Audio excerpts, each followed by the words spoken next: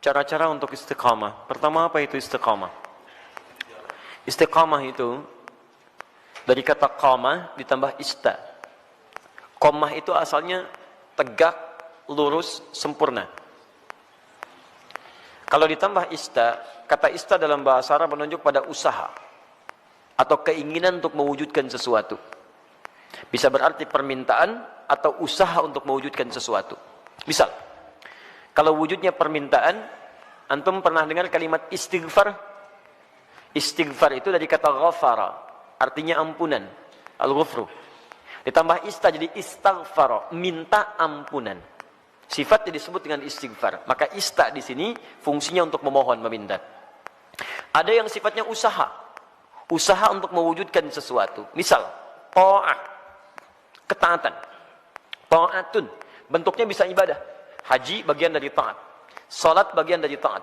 Ketika ditambah istata'a, sifatnya disebut istita'ah, maka istita'ah adalah ikhtiar usaha untuk mewujudkan ketaatan kepada Allah. Kalau dikaitkan dengan haji, artinya usaha agar bisa mewujudkan haji yang diharapkan.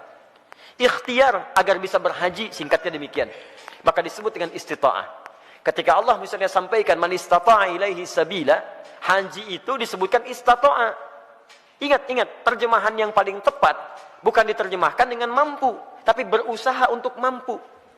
Kalau diterjemahkan dengan mampu berarti terbatas pada kalangan tertentu. Tapi kalau berusaha untuk mampu, artinya setiap kita punya peluang untuk mewujudkannya. Tergantung mau usaha atau tidak, itu poinnya.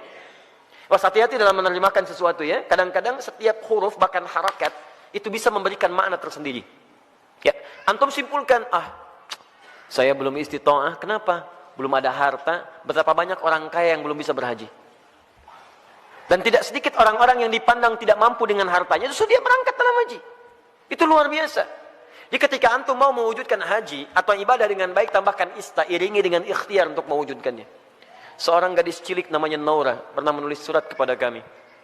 Ya, dan saya menangis membaca itu dalam kamar hotel. Dan saya mendoakan kepada Allah supaya diwujudkan cita-citanya. Ustaz Adi, saya Naura, kelas 4 SD, baru hafal 4 juz ya Ustaz Adi. Mohon doakan saya agar bisa menjadi penghafal Quran.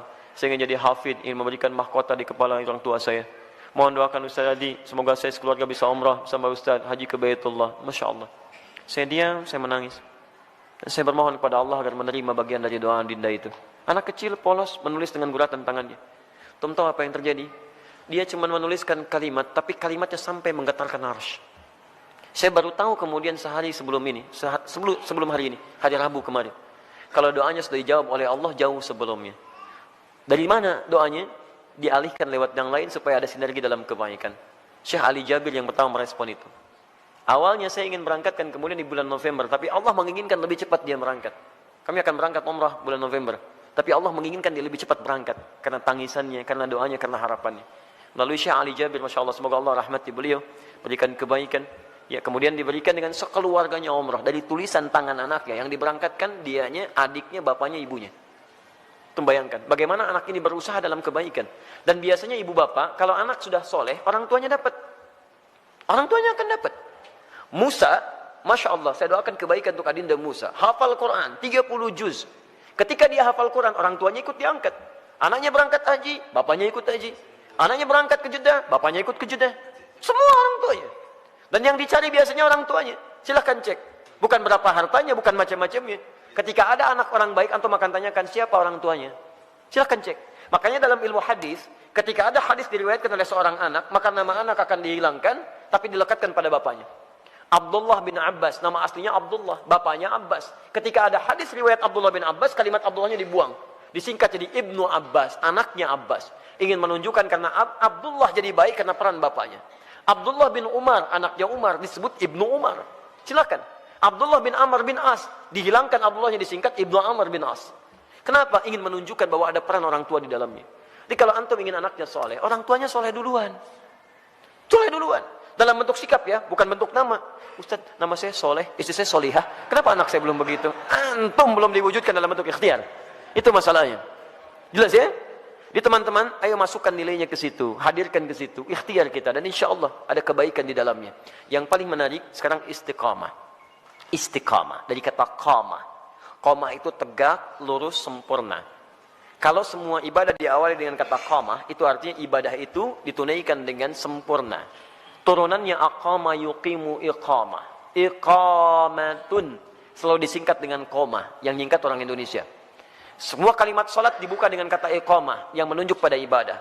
Alladzina yuqimunas shalah wa aqimus shalah, aqimis shalah. Rata-rata dibuka dengan demikian. Lihat baik-baik. Kalau antum ingin menunaikan ibadah dengan sempurna, kan tidak langsung sempurna seketika. Apakah ketika Anda tahajud, misalnya malam ini bangun jam 3, tahajud jam 3 lewat 20, karena 20 menit siap-siap. Apakah mohon maaf, malam selanjutnya akan bangun di jam yang sama? Belum tentu. Walaupun alarm dipasang dengan situasi yang sama, 2.15, 2.30, 2.45. Alarm pertama mematikan alarm kedua, alarm kedua matikan alarm ketiga, alarm ketiga masih nundutan, ya kan? Menunggu jam 3 tiba. Nih, hari pertama bisa pas jam 3, tapi hari kedua belum tentu. Ya, hari kedua sama bangun, tapi informasi lebih dahsyat sampai kepada kita. Begitu mau ngambil air wudhu, BBM bunyi, ping, setan masuk kemudian ke hati kita. Baca dulu daripada penasaran. Begitu dibaca, Masya Allah, MU melawan Manchester City. Waduh, pertemuan dua pelatih klasik antara Pep Guardiola dengan Jose Mourinho.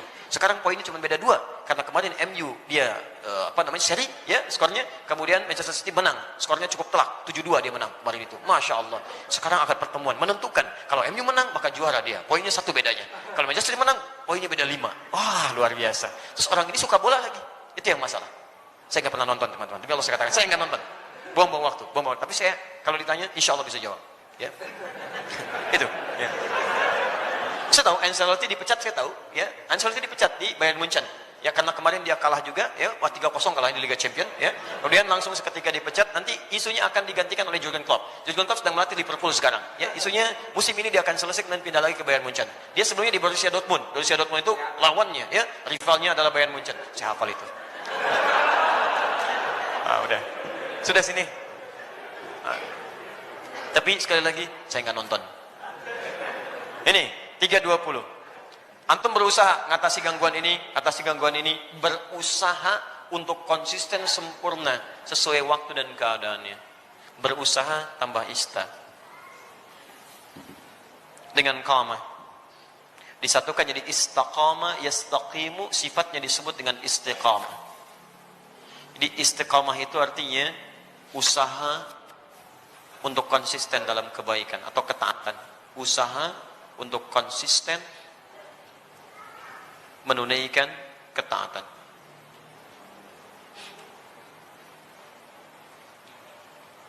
Istiqamah tahajud, istiqamah puasa, istiqamah baca Al-Quran, istiqamah berdoa dalam kebaikan. Sekarang pertanyaannya, bagaimana cara saya bisa istiqamah? Itu pertanyaan terbesarnya. 1, istiqamah dimulai dengan ilmu. Pengetahuan dulu. Kalau antum kerjakan sesuatu tanpa pengetahuan, maka tidak akan ada motivasi bagi kita untuk menguatkan hal yang ingin kita kerjakan. Bahkan Nabi SAW pun ketika akan diangkat menjadi Rasul, kemudian diberikan tugas beliau untuk berdakwah, itu jedanya 5 tahun sampai berdakwah, dan dari jeda itu diberikan dulu bekal pengetahuan. Apa ayat yang turun kepada beliau? Pertama kali wahyu pertama turun, Iqra. Diminta belajar dulu. Belajar, baru kemudian setelah turun pengetahuan yang cukup, baru 5 tahun setelah itu, 615 Masehi, diberikanlah tugas kemudian dengan turunnya Quran surah ke-74 Al-Mudaththir untuk berdakwah secara terang-terangan. Nah sekarang antum ingin istiqomah di bidang apa? Misal antum pilih dulu, saya ingin istiqomah satu-satu lah, gak usah semuanya. Misal, saya mau istiqomah dalam sholat dulu.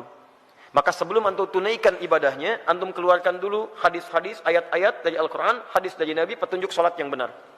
Kalau antum tidak keluarkan ini, nanti antum akan istiqomah pada yang salah. Karena boleh jadi antum sholat dengan cara yang keliru. Salah takbirnya, kemudian salah rukunya, salah sujudnya, maka turunkan kemudian pengetahuannya untuk memudahkan kita dalam menunaikannya. 1. Yang kedua, keluarkan kemudian motivasi-motivasi positifnya. Ya, keutamaannya. Keutamaan itu untuk selalu memotivasi kita kala kita sedang menurun ya, dalam mengerjakan amal soleh yang dimaksudkan. Misal, itu boleh dituliskan.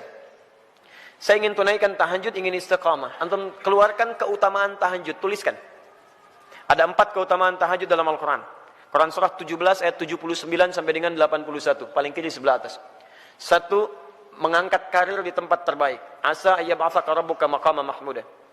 2, mendapat bimbingan Allah saat menjalani aktivitas. Wa rabbi adkhilni mudkhala sidqin.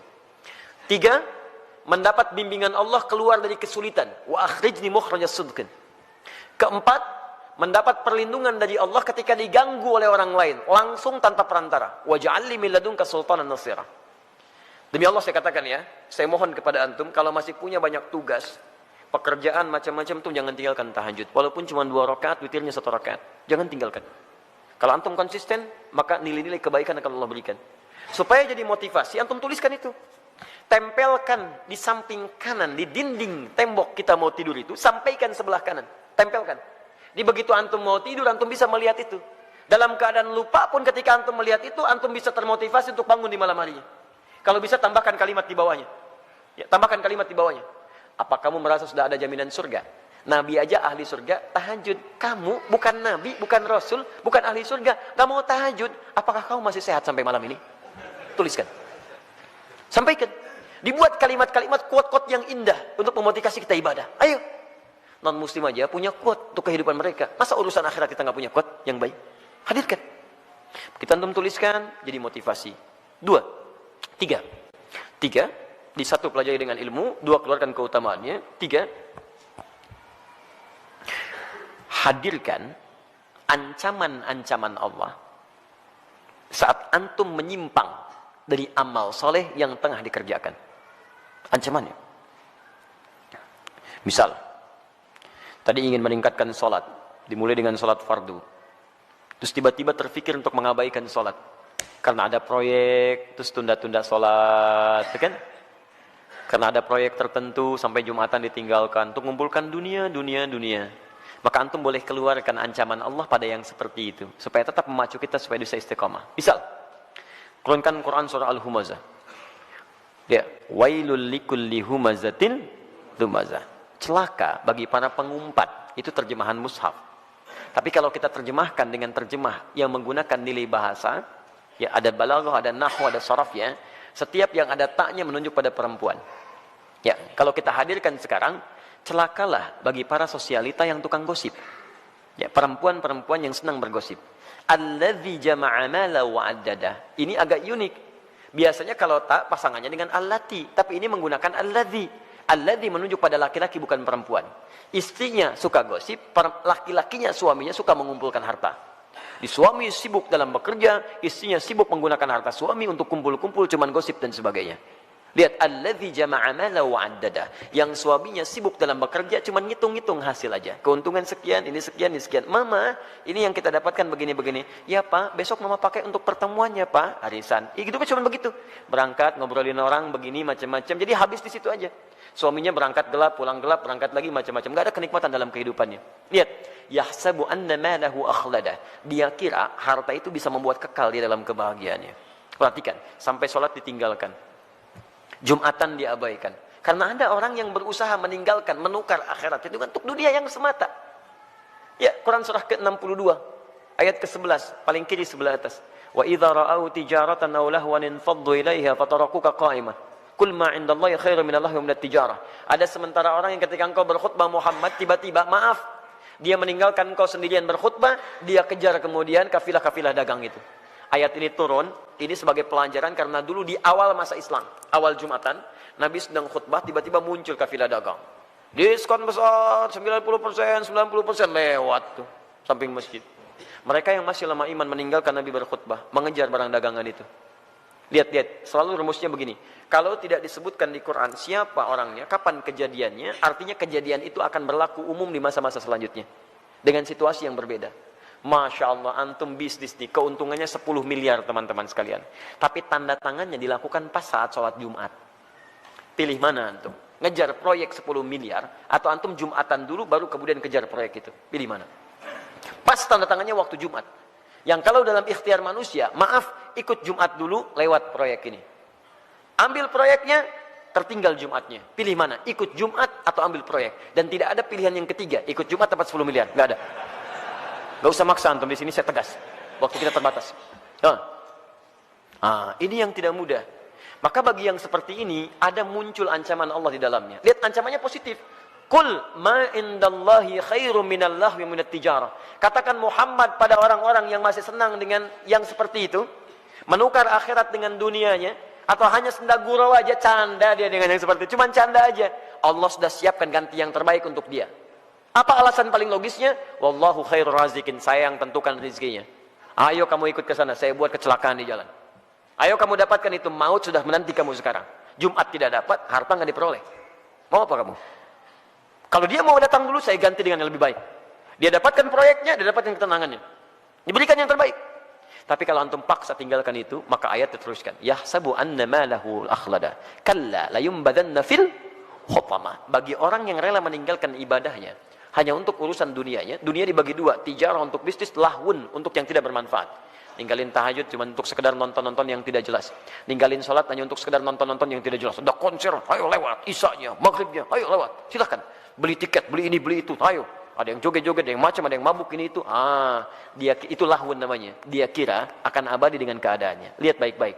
Saya siapkan neraka spesial, namanya khutamah. Wa ma adraka mal khutamah? Tahukah engkau apa tipikal neraka spesial khutamah itu? Narullahil muqadah. Neraka itu spesial karena akan dibuat membakar dari ujung sampai dengan kedalamannya. Lihat. Allati tattali'u 'alal afidah, sampai dengan ke otak yang paling dalam. Innaha 'alaihim mu'sadah, kalau dia enggak berubah, dia neraka itu mengintai menunggu. Kamu cepat pulang ya, saya tunggu. Cepat pulang, saya tunggu. Fi amadim mumaddadah, dan dia tidak dibiarkan tapi terikat secara singkat. Orang yang hidupnya mau meninggalkan ibadah hanya untuk urusan dunia, maka di nerakanya nanti, di neraka gambaran singkatnya, itu akan diikat begini. Bukan dilepas. Karena nanti ada orang di neraka yang biasa itu dilepaskan. Begitu haus dia ngambil air, airnya dari timah, ambil. Mau makan, makannya dari duri. La yusminu wa la yughni min ju'.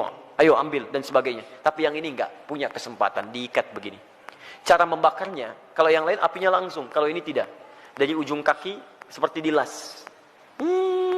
Sampai dalamnya matang. Dan ini tidak akan pernah naik kalau belum matang. Awas, matang dulu.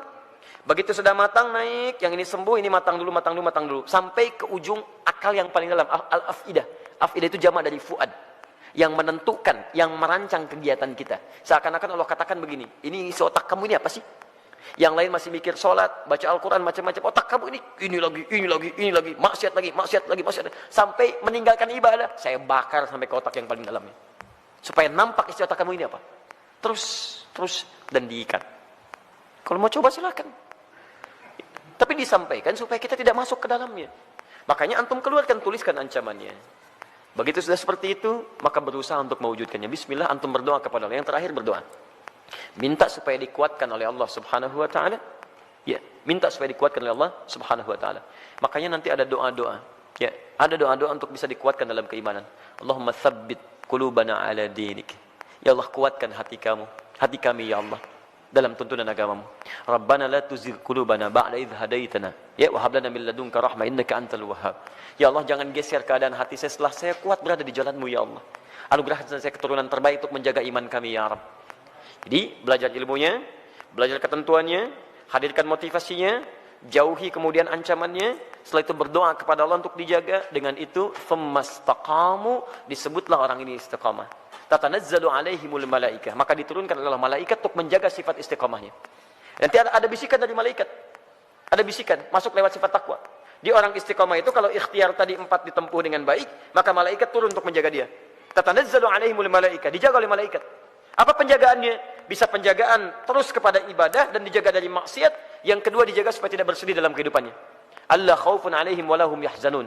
Dijaga supaya tidak sedih, artinya dia tenang. Dan dijaga supaya tidak gelisah, artinya dia senang dalam kehidupannya. Maka kalau malaikat sudah turun, Masya Allah, antum bisa rasakan sendiri. Dulu ketinggalan sholat fardu terlambat, biasa-biasa. Sekarang ketinggalan tahajud, menyesal antum. Ya Allah, ya Allah. Hebatnya, begitu ada pikiran maksiat, langsung diluruskan oleh Allah. Itu nggak baik buat saya, tinggalkan. Itu nggak bagus, tinggalkan. Nah, jadi demikian caranya bagi teman kita yang di Jember.